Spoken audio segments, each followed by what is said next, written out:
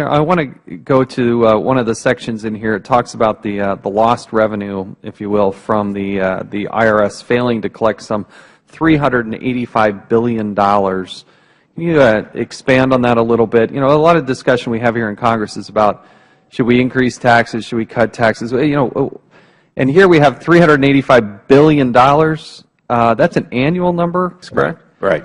Yeah. One of the things, Congressman, I'm glad you asked this question. First of all, IRS had not been doing regular estimates of the tax gap, so we had made recommendations to that issue.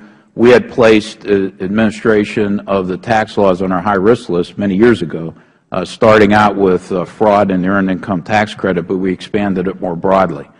There is a lot of underreporting of income in this area, but the first part was to figure out how much and then where is it occurring. And so IRS is continuing now to do active research in all those areas, and GAO is doing a lot of research. Some of the things that we've recommended, for example, have been to have IRS use third-party information more to check against the records. You know, for most wage earners, the taxes are deducted, but for many others, they're not.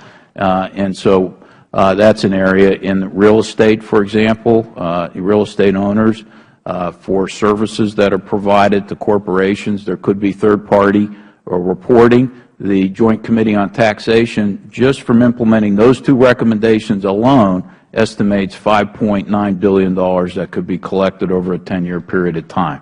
IRS, we've also recommended that they could perhaps do a better job providing assistance to taxpayers to ensure greater voluntary compliance through automating some of their responses as well. We've had recommended in the past, and now it's being implemented, that paid tax preparers, who many people use, have to have certification and ongoing education requirements as well. So there's really a multifaceted strategy that we've recommended, and we continue to do work in this area to try to do it. We shouldn't ask people to pay more if people currently aren't carrying their share of the burden.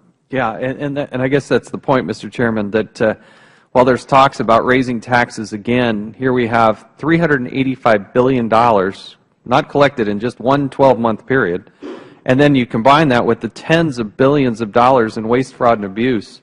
If we want to have an economic impact upon the financial books of this country and our ability to have a government that is limited but also funded in a proper way, these are two things that we cannot ignore, and that's why I'm so excited about this committee and the work that we're doing here.